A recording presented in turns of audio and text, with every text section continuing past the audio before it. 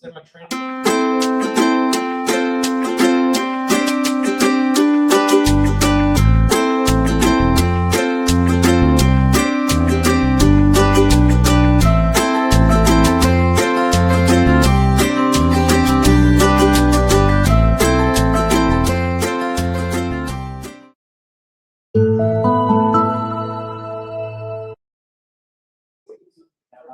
everybody, it's Doug Green and I'm the publisher of Technology Reseller News, and we're here live at Cloud Connections, Cloud Communications Alliance show, and it's my great pleasure to have with me today Bill Placke of SecurePII.Cloud. Bill, thank you for joining me today. Hi Doug, thanks for having me, appreciate it.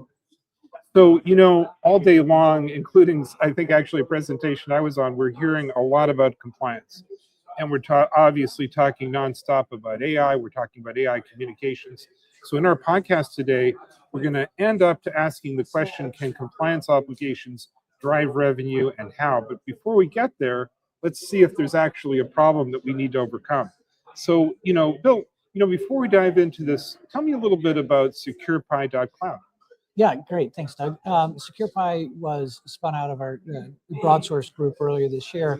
And the goal of SecurePI is to secure the personally identifiable information of people in order to enable AI to operate and LLMs to train on data that is free from personally identifiable information and create an architectural solution to global data privacy laws that are inhibiting or could inhibit the scaling of AI.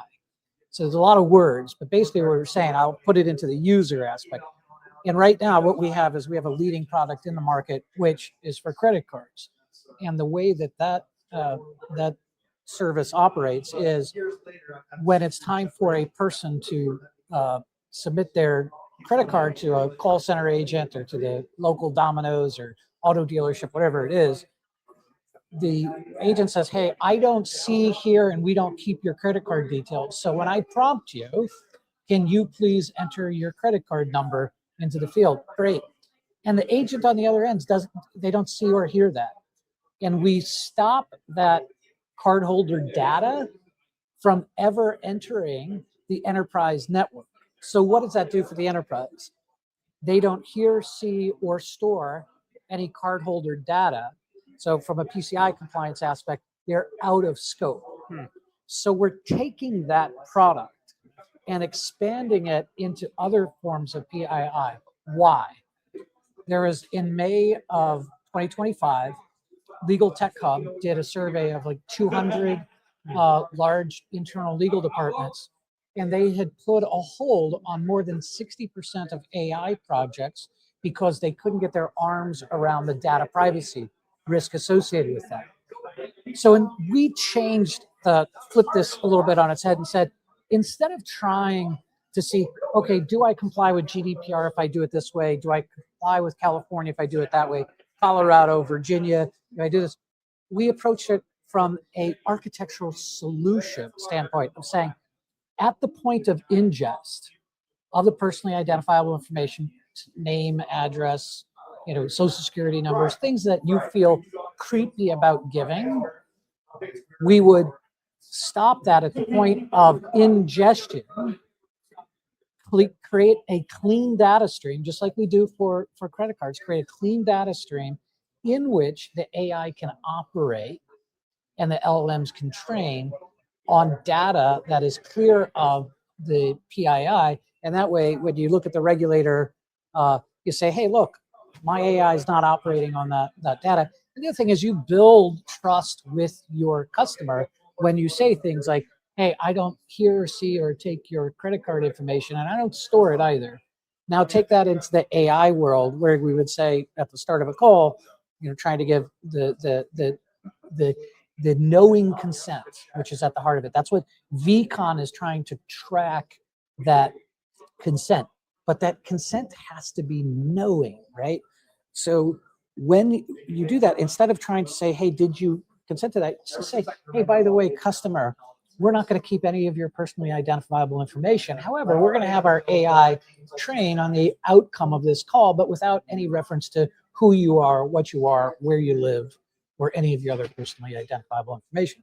I think with that, companies can then also build trust by getting rid of that creepy feeling, just like in credit cards. Hey, I don't see or hear it. You put it in. I never see it. I just see the transaction went through. So, Bill, did you do this because you felt that regulation and laws is the current regulatory structure sort of constraining AI from scaling up? Absolutely. That's a great observation, because the challenge here is, as a foundation, architecture. So data minimization architecture will always beat out AI governance policies. So you can put all the policies you want in place, but if you can architect a solution, it's going to allow that AI to scale, and scale quickly. And, can architecture and automation transform an AI regulatory burden into a competitive advantage? Yeah, absolutely. So regulators, they don't reward intent, right? You get a regulator come down on you, or a plaintiff's lawyer file. Right. They don't care about what you're, well, I didn't intend to do this. They don't care. They're looking at the outcome. They're saying, well, what did you do? I don't care what you intended to do. What did you do? And what was the result? And that's what gets, a big GDPR fine, a call from the California regulator, a call from another regulator, or worse, demand letter from a plaintiff's lawyer that you did this. So from that, back to the can you transform that into a competitive advantage? Absolutely.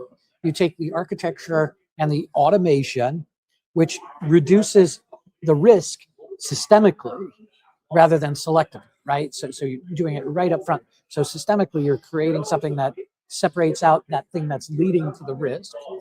So if sensitive data never enters the data stream, you shrink your compliance scope, your audit cost, your breach impact, the tools you have to put in place to protect that data. All that goes away because you haven't kept it.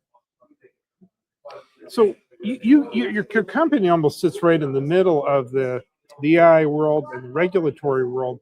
What is the answer to the tension between these two worlds? The tension between regulatory compliance and unlimited AI growth. No. So it's great, because we've heard at these panels today, as you saw it, even in your panel today where you were speaking, Doug, you talked about the compliance aspect. Yeah. And the customer. So at CES this year, one of the big things is, what is AI doing with my personal information?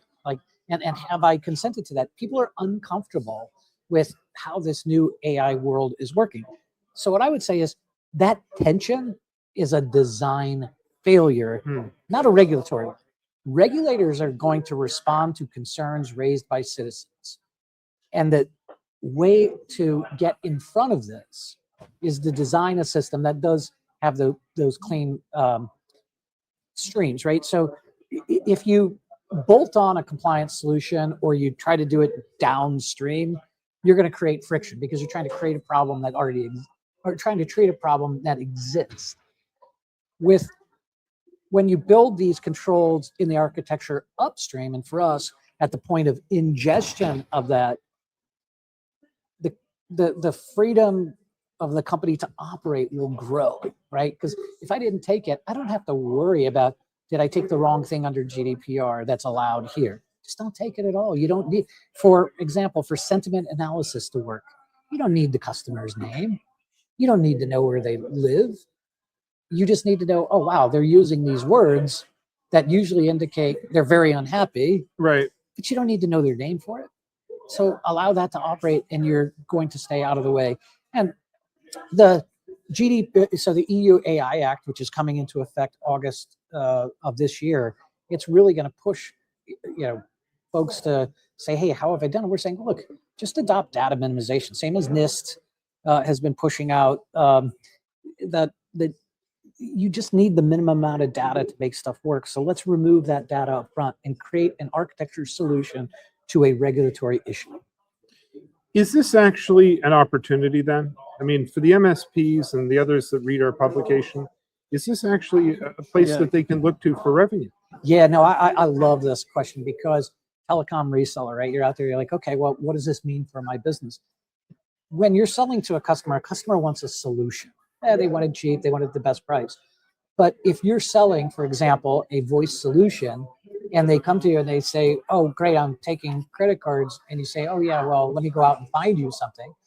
Isn't it much better to go to that customer and say, hey, by the way, here is our voice solution. And if you're taking credit cards over phone, check this box for those phones. And we've got a solution purpose built that takes you outside of PCI audit. Right. Take that and now expand it and say, hey, by the way, are you using AI in your voice applications? Great. Here's a Chinese list of the information you take, Chinese food menu list. You check off the stuff that you're comfortable having your AI train on, and check off the stuff that you're uncomfortable. Right. And we'll remove it at ingestion, just not after the fact, because once it enters your system, the regulations go on you. Right. But if it never enters your system that you're using to train, no regulations attached. Bill, I really want to thank you for joining me today. This has been very interesting. Thanks for taking time out your busy schedule here at the conference. Where can we learn more about SecurePI? Yeah, so SecurePII.Cloud, so SecurePII.Cloud. And we've got a wealth of information on the website, and you can sign up partner, customer. If you want to talk to us about PCI compliance currently in market or the future product we hope coming out in Q3. The main thing to remember here, just kind of, especially as we talk about VCon as well, is that the downstream controls don't scale with AI, but architecture does.